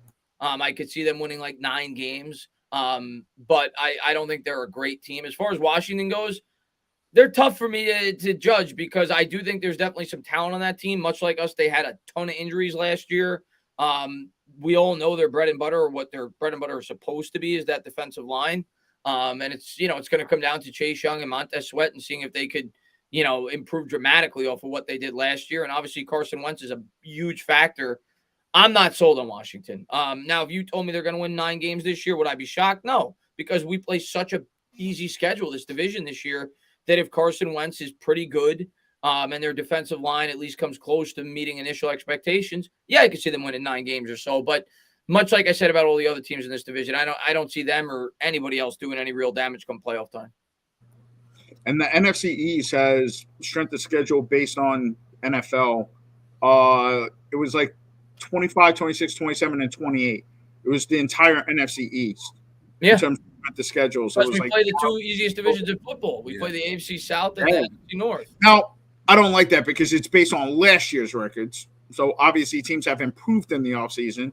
They have drafted new players. They signed new players. So, I mean, you're basing on last year's, win-losses, but doesn't mean that the team is going to be as easy to defeat as they were last year. I agree with that. The Lions, a lot of people seem to be higher on than they've been in the past. The Vikings, I think, are a pretty good team. But the AFC South to me is awful. But we don't know. Maybe Trevor Lawrence takes a huge leap this year. So that's the beauty of the NFL. You never know. Hey, just the Giants. I pulled this up here. The one near the stadium in Wallington. Is that Anderson Avenue?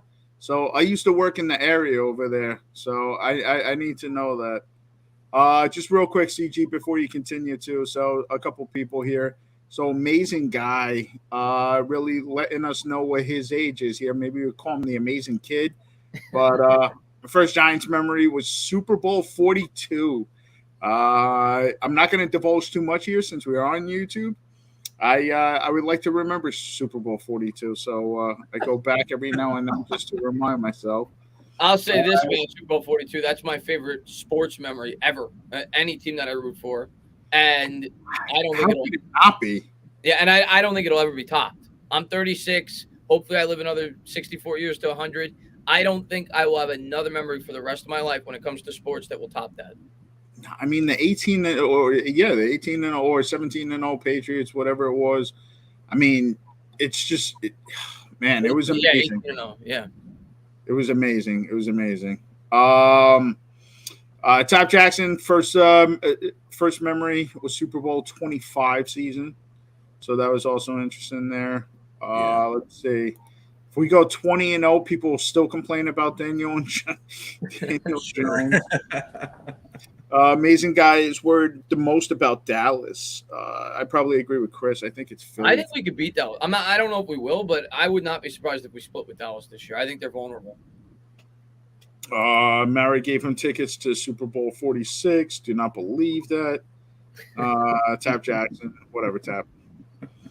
All right, CG, what you got next for us?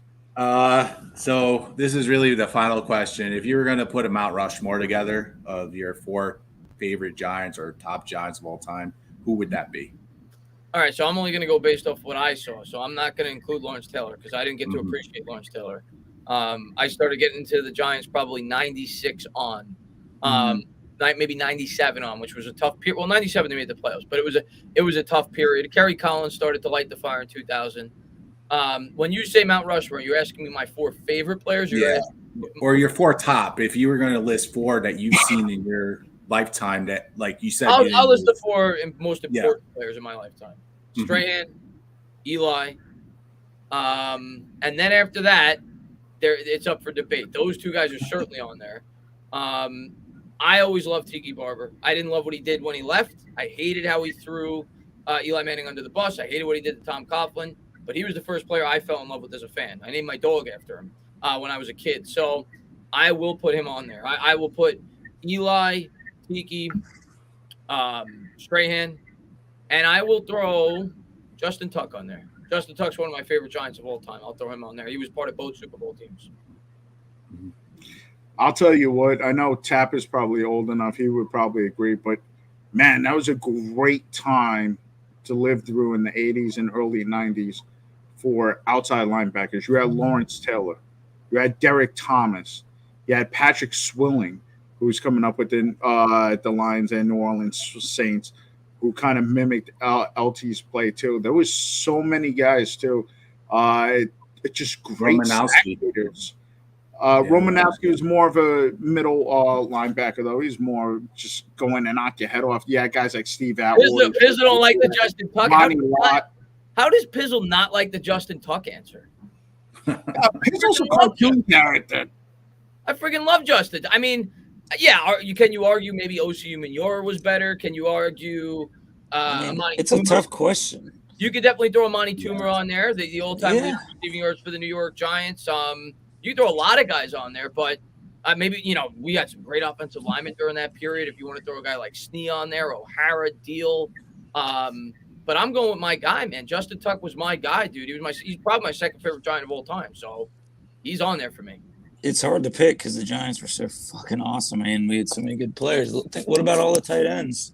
Brandon Jacobs, dude. Jesse Armstead's a good one too, Pizzle. Jesse Armstead's a good one too. Yeah, Jesse. Yeah, Antonio Pierce, dude. Antonio Pierce was a fucking beast. What'd you say, Mage? I still put Justin Tuck over Jesse. Well, Justin Tuck's got the 2 Super Bowls. And like I said, I started watching the Giants religiously in like 96, 97. Armstead, I loved. I remember him obviously in the 2000 Super Bowl and was our second best defensive player for a very long time. Jason Sehorn, another great player. Armstead is the best pick in New York Giants history, by the way, when you factor in value. He was an 8th round pick. He's also a dickhead, but yeah. But I saw the totality of Tuck's career, and he's more special than me, and he's part of those 2 Super Bowl teams, so I always loved him. OC though too, man. OC was great. OC, I'll say this right now, and I'm curious to get your guys' opinion on this. Osi Umenyiora, and I didn't see Lawrence Taylor. Osi Umenyiora is the best player I've ever seen in terms of stripping the quarterback. Yeah, I mean, his forced fumbles are insane. He was incredible. That's why I you can call me crazy, but I might take OC over Tuck, bro. No, I don't think you're crazy for that. I think they're 2 different. I think Tuck was the more well-rounded Tuck player. also said that he would take OC over Tuck too. I think only because OC is a little bit more well-rounded. Tuck's the sack machine, but OC's a fucking game breaker. I think Tuck was more well-rounded, but OC was the better pure pass rusher. Yeah, but OC was the one who created the turnovers. He did. He definitely did. Yeah. So he's like the game breaker. Yeah. Yeah, he was. For me, man, I mean, again, I know it's hard for you to say, Tanner, but if you can go back and, watch LT footage. When I grew up and I played football, oh, man, I tried to mimic it so bad. Oh, he was the greatest at it. Yeah, I know. That arm chop that he had, like, he would just always come by and just take that paw and just like, and it was always like in the crack of the elbow because it makes the arm jerk when you hit that. I mean, LT was the greatest to ever play the position. Again, another player that I met, not the nicest guy. But man, let me ask you guys. In my era, I excluded the LT era. 96 on. Tell me your Mount Rushmore. Oh, I've been trying to form it too, and it's really hard. If I'm not going to copy yours, I mean, OC's going up there for me. Brandon Jacobs is going up there for me. Yeah. I'm a tight end guy, so I think I'm gonna put Boss up there, man. Wow. See, I loved Kevin Boss, man. I get it. I loved Kevin Boss. All right. There's probably. I'm going to tell you a funny story because you made me think of it when you said Kevin Boss. I'm not gonna get it's a little dirty. I would never say this on my channel. I am Eskimo Brothers with Kevin Boss. Well, you said you're didn't partake in that kind of activity. I am, and I didn't know until after the fact, but that's cool. Congratulations. Yeah, I feel like I He's like, yeah. I feel like I connected to the Giants a bit after that happened when I heard about that. Dude, you're linked. You're literally linked to the Giants. Yeah, man. Ooh, Tappy. Oh God. Cop said maybe they don't like me. I was a kid when I met LT. All right. I like Cop. Cop's the man. I do like Cop. Cop's a pretty good dude. The thing is, as long as you understand them, right, or that you understand that's just a shtick. But I don't want to blow his cover though. So, for me, from that era on, it's tough to not go with. So you got to put Tiki up there. Tiki has to be one on the Mount Rushmore. It's definitely got to be Eli Manning as well. So I mean, and Strahan. And Strahan, right. So those are the three that are given for sure. Try and think. I don't think I'm gonna give you the options in my opinion. You got Toomer, you got Odell. I guess you could argue. You've got Armstead. You Armstead. I guess Tuck, Osu, Manure. I think those are your options. See, here's a problem: is that you can make an argument for Toomer. Yeah. The offensive line hasn't gotten any love either. What about a guy like David Deal? Definitely could throw him in there. Definitely. Right? Mm-hmm. I mean, they haven't gotten any love. But the question is, how do you go with either of them over OC or Justin Tuck? I'm gonna throw in another name, and I don't think he deserves Mount Rushmore consideration, but one of my favorite Giants of all time. How about Antonio Pierce? I do love Antonio. I said that earlier. That's what you did. Antonio Pierce and intro role, man. Those guys were vital for us down the stretch. Yeah. He was a leader, man. Burris is another name you could throw in there, too. But going back to David Deal, I mean, you were talking value earlier. Deal was a 5th-round pick. So, I mean, that's huge right there. For sure. I saw that. I like them all, man. I like them all. That was good back-to-back. It's so CJ, hard. Give us your list, CJ. Who's on your Mount Rushmore? See, when I made up these questions, I never thought I'd have to answer them. So, no, but it is really hard. I mean, if you go from 97 to now, I mean, if off the top of my head, Eli, Tiki, who, if he didn't say the things he said about Eli, he'd probably be higher on a lot more people's lists. Strahan. And that's the fourth one's a little tough because you want me to be honest now that I'm thinking about it? My fourth would be Tom Coughlin. I mean, he was. Yeah. They don't win those 2 Super Bowls without him. Honestly. Yeah, if you're putting coaches in. Now that I'm thinking about it, that's my Mount Rushmore. The 3 you said: Eli, Tiki, Strahan, and Tom Coughlin. That's my Mount Rushmore. Yeah, I'm actually going to agree with you. I mean, though, I would say there's a couple of honorable mentions for me. Shockey, Seahorn would have been a really great Giant if he didn't get injured. When I watched him play, I'm a little older than you guys, some of you guys. I mean, he was amazing until he got hurt. I mean, you can go, OC, Kiwanuka even. Some people will even say Kiwanuka. He had some good moments. Chase Pierre-Paul, you could throw. I mean, he was a huge part of that second Super Bowl. I mean, I think the Giants, those 4 right there, Coughlin, Strahan, Eli, and Tiki is a good list. I'll tell you what. Nicest Giant that I've ever met, Michael Strahan. See, that's funny you say that, and I always thought I've never met Michael Strahan. I've always thought he comes across as a great guy, the most fun guy in the world. Bad Dog, the guy that I work with, says the complete opposite. Now, we only met him once, and I think a lot of times these athletes and celebrities get a bad rap because anybody could have a bad day. I'm a dick sometimes. It's anybody could have a bad day. But he said the complete opposite. He said when he met him, he was a complete jerk to everybody. Really? Yeah. Yeah, I met him. Did Bad Dog meet him when he was still playing or after? Yeah, at training camp when he was playing. Yeah, I met him while he was still playing too, and he kind of wasn't dick in the NFL. He was one of the nicest guys, man. Like, I mean, so cool. Like he gave his time to everybody too. So, I met Seahorn as well. Seahorn was another nice guy. He was really cool. A little Hollywood, but real nice guy though.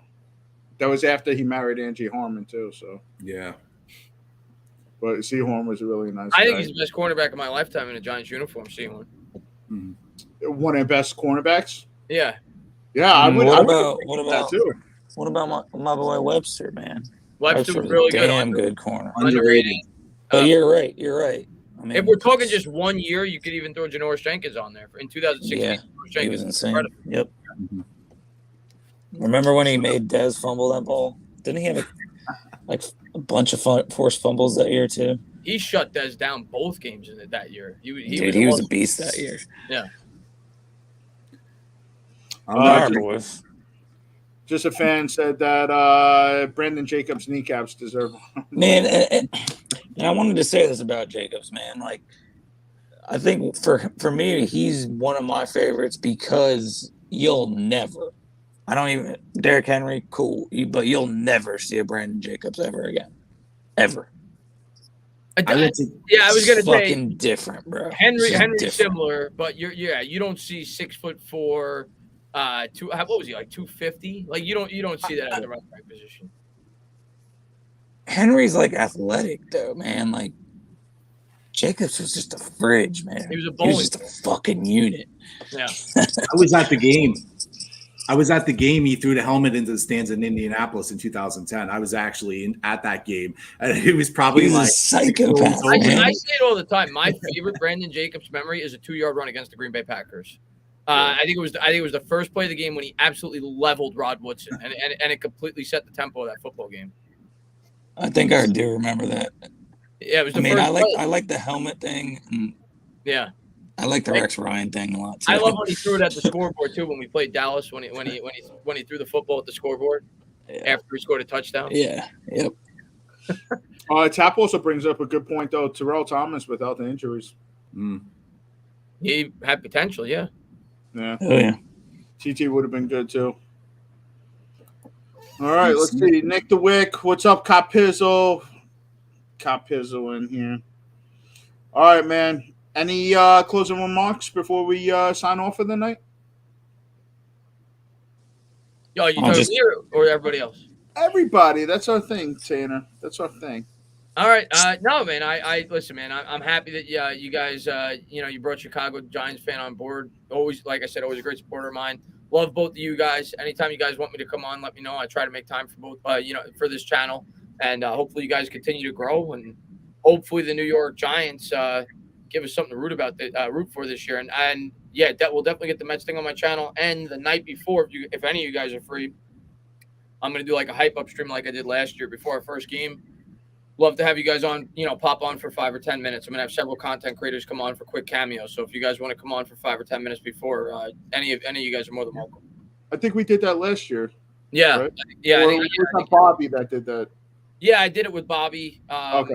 But this year I just want to cycle people through, get as many content creators on as I can. Yeah, man. Text me. Let me know. Let us know. Are you going to any games this year? Yeah, I'm going to the Bears game. I'm going to be there too, Tina. Oh, you going to the Bears game? Yeah, I'm coming from the Midwest, so let's meet up if you can. It'd be cool to meet you. I'm probably gonna. I know Justin tailgates at every game from Talking Giants, so I'll probably meet up there. And yeah, man, come by for sure. I totally will. All right. Any closing remarks, guys? No. Murph? I'm gonna leave it with what I left it with last week, and let's hope that offense comes out quick on whatever day we play this week. And Sunday. Gotta be quick, man. Gotta get some quick starts.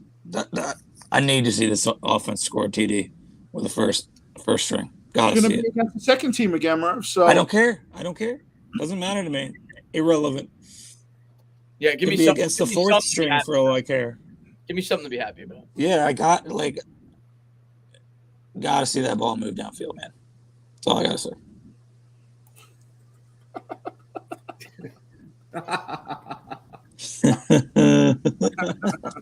I mean, I would like to too, for sure. Drink 100%. He said, "Drink Pabst."